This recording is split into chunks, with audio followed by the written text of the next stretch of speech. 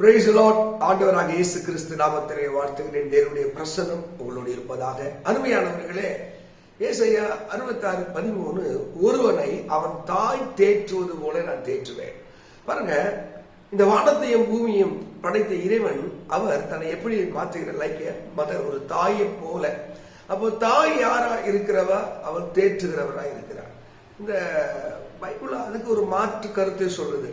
சங்கீதம் 27:10, உன் தகப்பனும் தாயும் உன்னை கைவிட்டாலும். உங்களை விட்டுட்டு போயிட்டாங்க. நிறைய தாயெல்லாம் விட்டுறாங்கல்ல, அனாதை ஆசிரியரை விட்டுறாங்க, இன்னொருத்தர் கூட ஓடுவதற்கு பிள்ளைகளை அனாதை விட்டுறாங்க, இல்லை இயற்கையில மரித்து போகிறவங்க உண்டு. வாட்டவர் எதுவா இருந்தாலும் சொல்றாரு, ஒருவனை அவன் தாய் தேற்றுவது போல. ஒரு தாய் என்பவள் யார்? கம்ஃபோர்ட் பண்ணுவா, தேற்றுவா.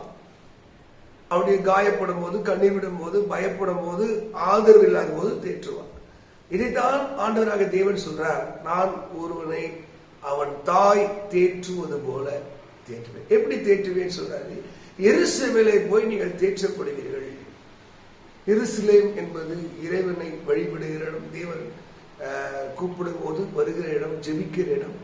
அங்கே அவர்களை அவர் தேற்றுகிறார், அது காயங்களை ஆற்றுகிறார், கண்ணீரை துடைக்கிறார். தேவ மக்கள், நீங்க எந்த நிலைமையில இருந்தாலும் உங்களை தேற்றக்கூடிய ஒரு இடம், அது தேவனுடைய சமூகம். இதே ஏசாயா 49:15 சொல்லுது, தன் கர்ப்பத்தின் பிள்ளைக்கு இறங்காமல், ஒரு தாய் தன் பிள்ளை கர்ப்பத்தின் பிள்ளை இறங்காமல், அவள் மறந்தாலும் நான் மறப்பதில்லை. தன் பிள்ளைக்கு ஒருவேளை இறங்காமல் இருப்பாலும், எத்தனையோ தாய் இறங்கி அழுது அந்த பிள்ளை கதறும் போது அந்த தாய் உள்ள துடித்து பதறுகிறது போல அவர் சொல்றாரு, நான் இறங்கி. இரண்டாவது, அவள் மறந்தாலும், ஒரு தாய் தன் பாலகனை மறந்தாலும் நான் மறப்பதில்லை. அவர் தேற்றுகிறவர், இறங்குகிறவர், அதுல மறக்காத தேவன்.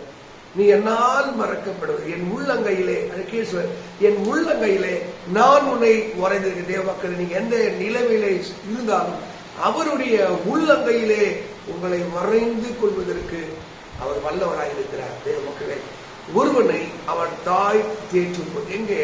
அவர் சமூகத்திலே, அவர் பிரசனத்தில் உடைந்து போனீங்களா? ஒரு குழந்தை பாலுக்காக அழும்போது, இல்லை சரீரத்தில் ஏதோ வலி நோயில அழும்போது, தனிமையில இருக்கும் போது எப்படி தாயை தேடி வருகிறதோ, அதுபோல நீங்க தெய்வத்தை தேடி வந்தால் அவர் தேற்றுகிறவர், இறங்குகிறவர், மறக்காதவர்.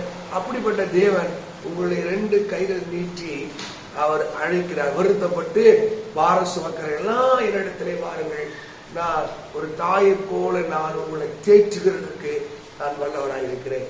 இது வேத வாக்கியத்தின்படி நீங்க எந்த நிலைமையில் இருந்தாலும் அவர் உங்களை தேற்றுவதற்கு, கண்ணீரை துடைப்பதற்கு வல்லவராக. God bless you. கர்த்தர் இந்த வேத வாக்கியத்தின்படி உங்களை ஆசீர்வதிப்பாராக. ஆமென், ஆமென்.